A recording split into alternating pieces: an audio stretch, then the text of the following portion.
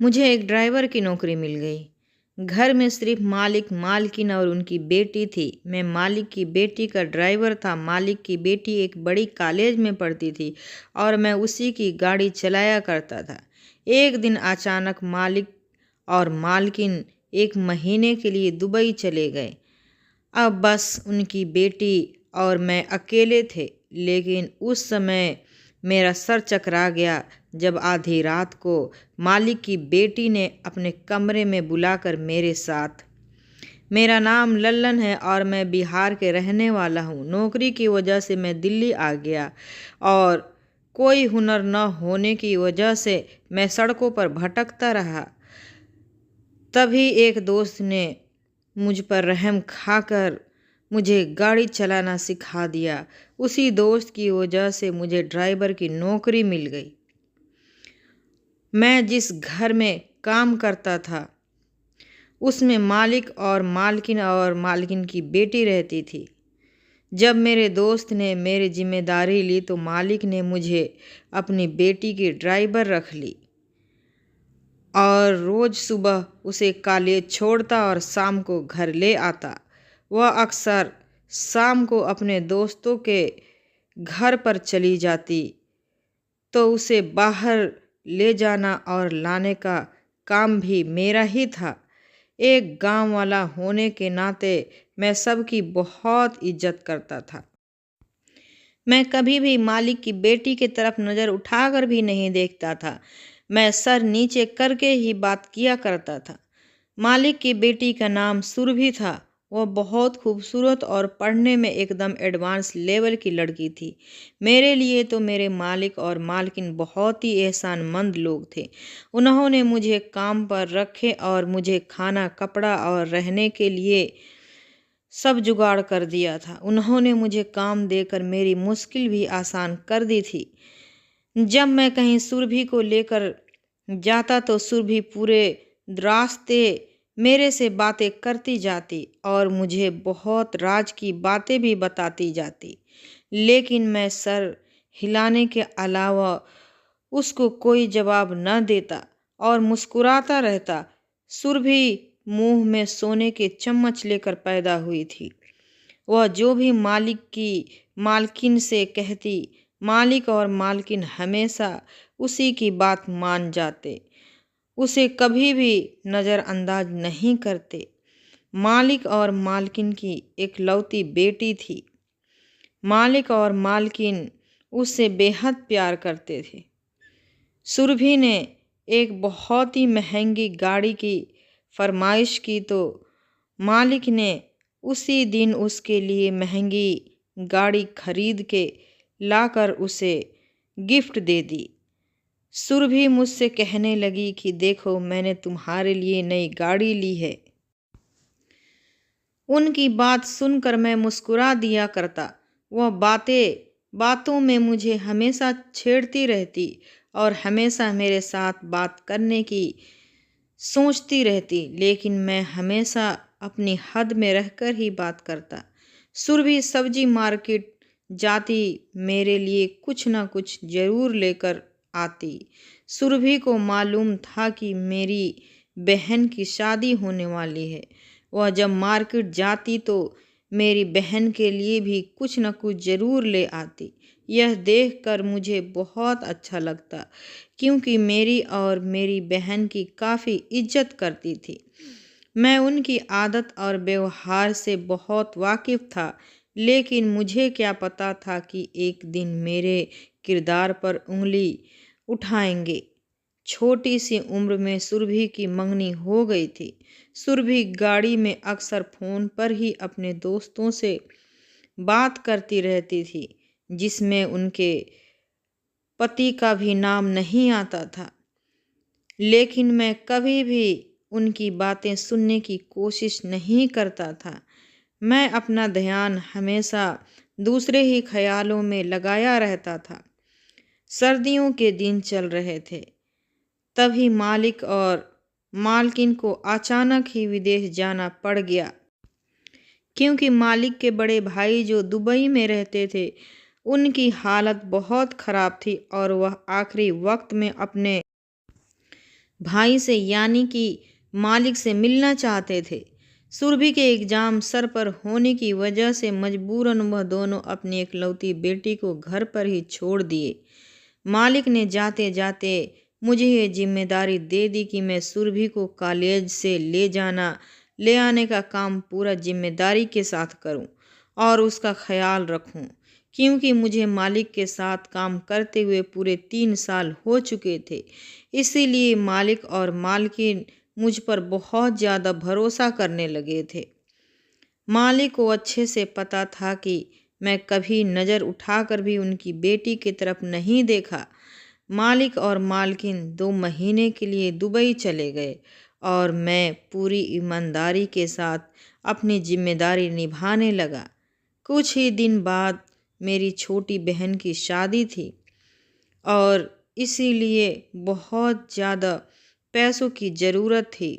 मैं सुरभि को कॉलेज छोड़कर पास में ही एक मैकेनिक की दुकान पर चला जाता और वहाँ बैठकर काम सीखता, ताकि खाली वक्त में यह काम भी कर सकूं। मालिक यहाँ से 8 बजे मेरी छुट्टी हो जाया करती थी और चाहता था कि दुकान पर बैठकर काम करूं, ताकि जल्दी से जल्दी मेरे पास इतने पैसे जमा हो जाए कि मैं अपनी छोटी बहन की शादी धूमधाम से करूं। जितने दिन मालिक मौजूद नहीं थे मुझे काम से जल्दी फुर्सत मिल जाती थी, क्योंकि सुरभि ज़्यादातर घर में ही रहा करती थी। देखते ही देखते 1 महीना गुजर गया और मालिक के बड़े भाई मर गए। उस रात मेरे पास सुरभि का फ़ोन आया कि उनकी तबीयत ठीक नहीं है और मैं उनके पास आ जाऊं। मैंने सोचा शायद उन्हें डॉक्टर के पास जाना पड़े। उनकी बात सुनकर मैं परेशान हो गया। रात के इस वक्त मेरे घर के अंदर जाना अच्छा नहीं था, लेकिन बीमारी की हालत में मैं सुरभि को अकेला भी तो नहीं छोड़ सकता था, जबकि वह अपने बड़े पापा की मौत के गम में थी। पूरी रात मैं उनके साथ ही रहा और उनका ख्याल रखता रहा। वह बुखार से तप रही थी और रात भर उनके पास बैठा रहा। सुबह तक उनकी हालत कुछ बेहतर हुई तो मैं वहाँ पर अपने क्वार्टर में चला गया। वक्त तेजी से गुजरता रहा। उस दिन के बाद मैं सुरभि की तबीयत ठीक नहीं रहती थी। वह बहुत ज़्यादा खोई खोई सी रहने लगी थी। मुझे लगा शायद अपनी माँ बाप से दूर रहकर वह परेशान है, लेकिन मुझे क्या खबर थी कि हकीकत क्या है।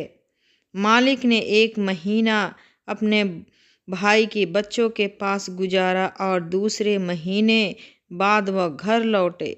मैं उन्हें देखकर बहुत खुश हुआ, लेकिन उस वक्त मेरे कदमों तले जमीन निकल गई जब मालिक ने पास पड़ा डंडा उठाकर मुझे बुरी तरह पीटना शुरू कर दिया। मुझे गंदी गालियां देते जा रहे थे और मारते जा रहे थे। मुझे समझ नहीं आ रहा था कि मुझसे ऐसी कौन सी गलती हो गई है जो मालकिन और मालिक इतना गुस्से में हैं। वह मेरी बात सुनने को तैयार नहीं थे। जब पूरी बात पता चली तो ऐसा लगा कि जैसे किसी ने मेरे पैरों से ज़मीन खींच ली है। सुरभि ने मुझ पर यह इल्ज़ाम लगाया था कि मैंने उनके साथ ज़बरदस्ती की है और वह अब पेट से हैं, और यह बात से मैं डर के मारे अपने माँ बाप को फ़ोन पर नहीं बताया कि मैं उन्हें नुकसान न पहुँचा दूँ। मैंने हैरानी से सुरभि को देखे जा रहा था, जो झूठ पर झूठ बोले जा रही थी, और मैं तो सुरभि को बहुत ही सीधा साधा और मासूम समझता था, लेकिन उसने तो मेरे किरदार पर ही उंगली उठा दिया। मालिक मेरी कोई बात सुनने को राजी नहीं थे और सुरभि अपने झूठ से पीछे हटने को तैयार नहीं थी। वह कह रही थी कि जिस रात बड़े पापा मरे थे उस रात उनकी तबीयत ठीक नहीं थी। उन्होंने मुझे कमरे में बुलाया था।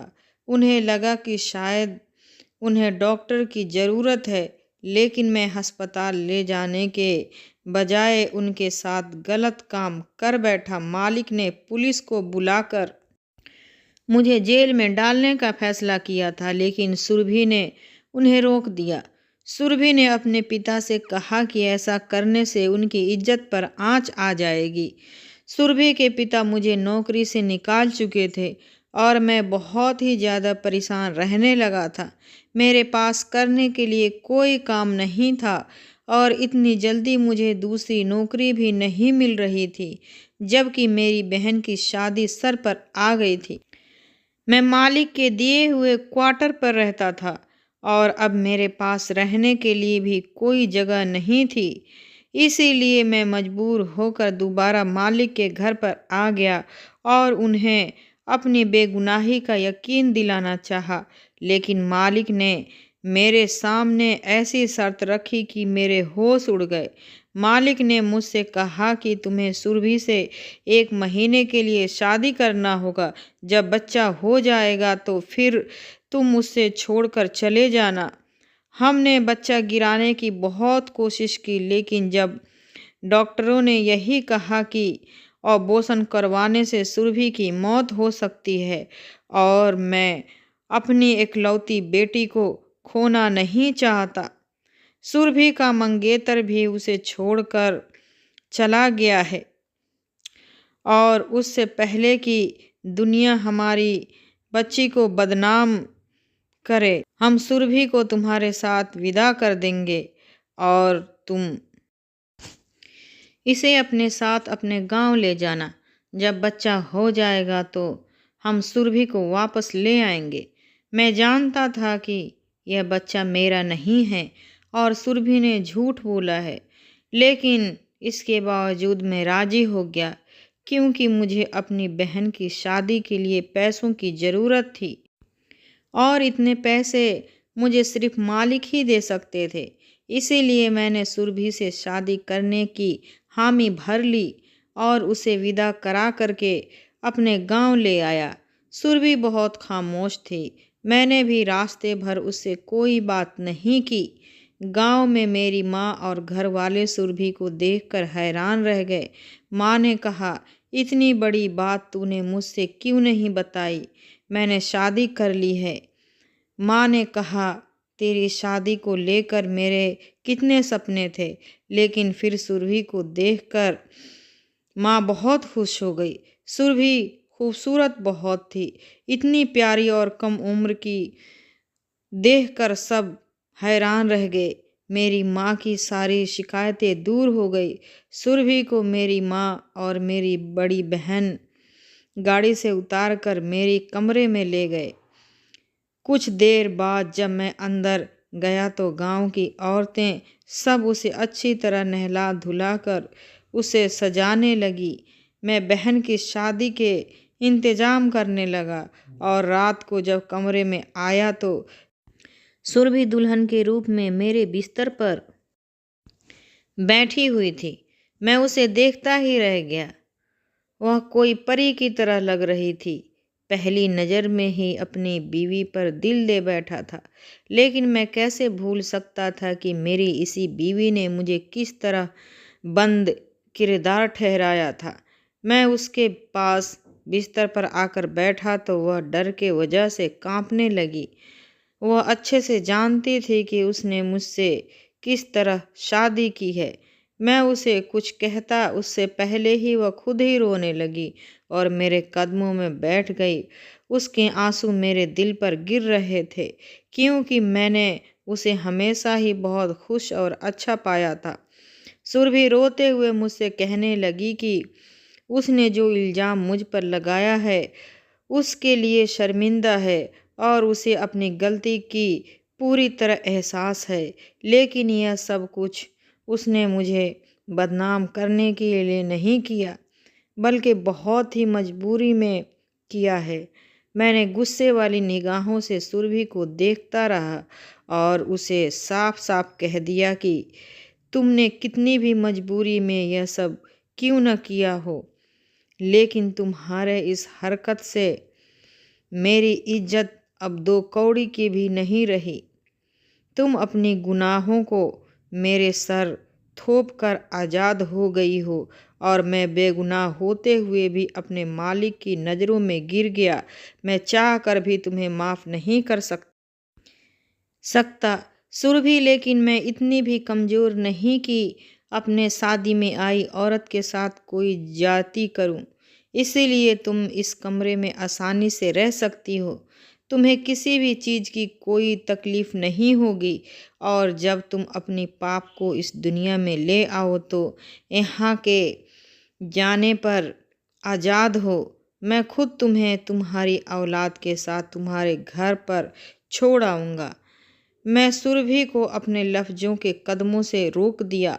वो कहने लगी कि मैंने कोई गुनाह नहीं किया जिसकी वजह से मुझे यहाँ इंतज़ार करना पड़े, और ना ही मैं आपको आपके मालिक की नज़रों में गिराया है, बल्कि आपके मालिक तो आपसे बहुत प्यार करते हैं और वह आप पर सबसे ज़्यादा भरोसा करते हैं। इसीलिए आपके मालिक ने अपनी ज़िंदगी की सबसे कीमती चीज़ आपको दे दी है और उन्हें मुझसे कहा कि मैं शादी के बाद आपको सारी सच्चाई बता दूं।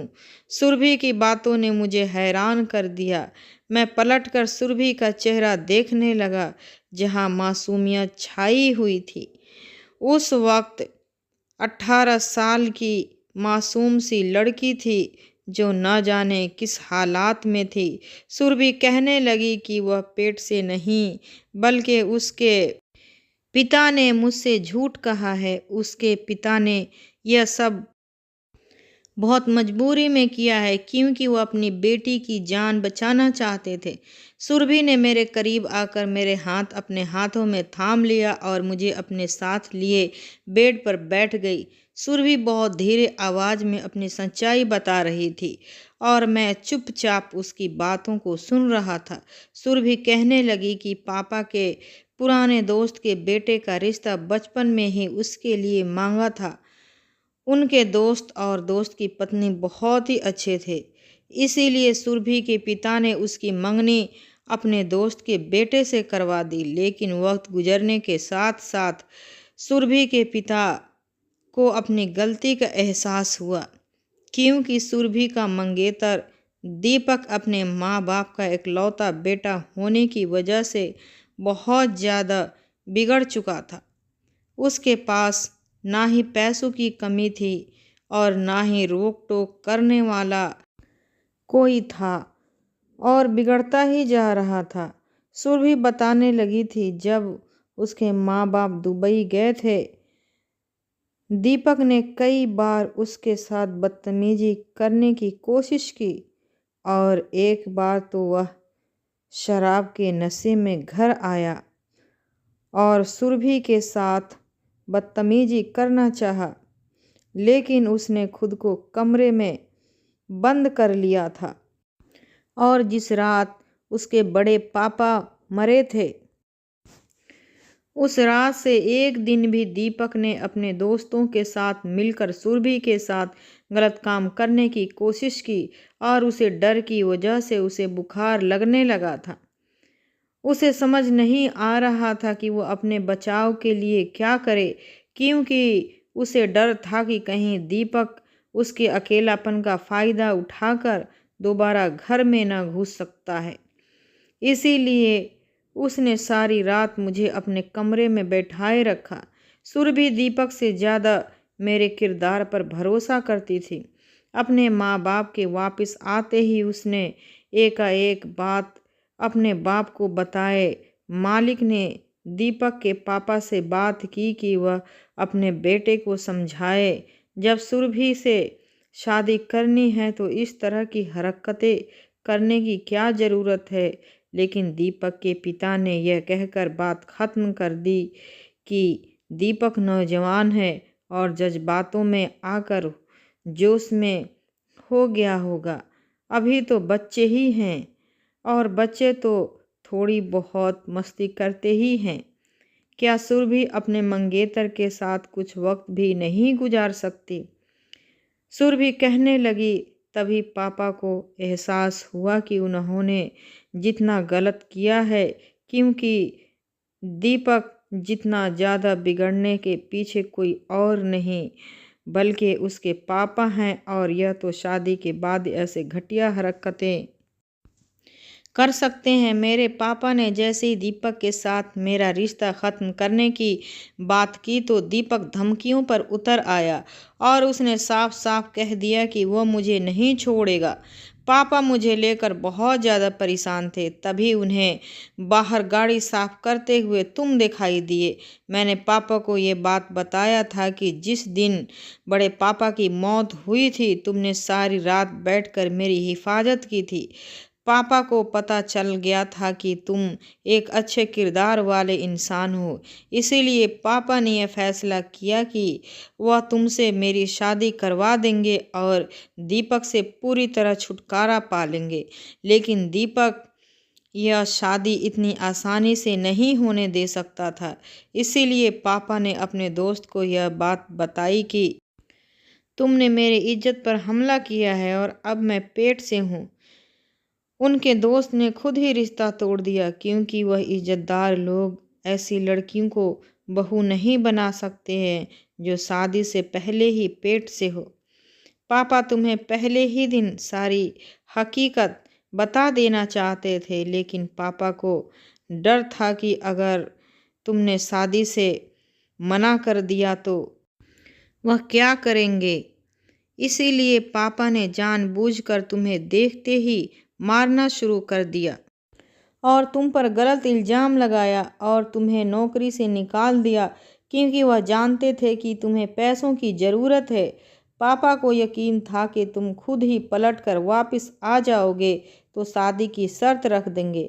पापा का तरकीब कामयाब हो गया और अब तुम्हें शहर में कोई ठिकाना नहीं मिला तो तुम खुद ही पापा के पास चले आए और पापा ने शादी की शर्त रख दी। अपनी तकलीफ़ दूर कर दिया। पापा ने मुझे विदा करके इसीलिए तुम्हारे साथ गांव भेज दिया कि उनका बेटा हमें कोई नुकसान न पहुंचा सके। पापा जानते थे कि तुम एक बहुत अच्छे इंसान हो और सारी सच्चाई जानने के बाद तुम मुझे ज़रूर अपना लोगे। पापा पहले ही दिन से कहते थे कि तुम बिल्कुल भी लालची नहीं हो और अच्छे इंसान हो और एक नेक इंसान हो। तुम चाहो तो मैं यह बात साबित कर सकती हूँ कि मैं पेट से नहीं हूँ और ना ही किसी मर्द ने मुझे कभी हाथ लगाया है। बहुत मजबूरी में पापा ने मुझे तुम्हारे हवाले किया है और मैंने अपने पूरे दिल से तुमसे शादी किया है क्योंकि मैं खुद भी तुम्हारी अच्छाई के गवाह हूँ। हो सके तो मुझे और मेरे पापा को बस एक झूठ के लिए माफ़ कर देना। सुरभि की आंखों से आंसू टपक रहे थे और मुझे उनकी आंखों में एक बाप की बेटी की बेबसी दिखाई दे रही थी। मैंने सुरभि को अपने सीने से लगा लिया। वह एक बहुत ही प्यारी लड़की थी जिसे शायद भगवान ने इस तरह मेरे नसीब में लिखा था। मेरी माँ ने बहन की शादी के रस्मों के साथ साथ मेरी भी शादी की रस्में शुरू की। मैं अपनी बीवी को गांव के लोगों की तरह सजता संवरता देखकर खुश हो गया था। सुरभि ने अपने बाप को फ़ोन करके बता दिया था कि यहाँ हमारी शादी की रस्में शुरू हो रही हैं, तो सुरभि के माँ बाप भी खामोशी से मेरे गांव चले आए और वह भी हमारी शादी में शामिल हो गए। मेरे मालिक ने आते ही हाथ जोड़कर मुझसे अपनी गलती की माफ़ी मांगी, लेकिन मैं तो उन्हें पहले ही माफ़ कर चुका था। मैं खुद एक बहन का भाई था और मुझे अच्छी तरह पता था कि कोई भी बाप है भाई अपनी बेटी की शादी किसी भी ऐसे शख्स के साथ नहीं कर सकता जो बदकिरदार और बहुत ही बिगड़ा हुआ हो। यह बात जो मुझे अच्छी तरह समझ आ गई थी कि अपने बच्चों की किस्मत के फैसले उनके बचपन में ही नहीं करनी चाहिए, क्योंकि बड़े होकर और न जाने कौन सा रास्ता चुने या फिर उनके दिल में किसी और की मोहब्बत बस जाए। प्लीज़ दोस्तों मेरी वीडियो को लाइक और सब्सक्राइब ज़रूर करें।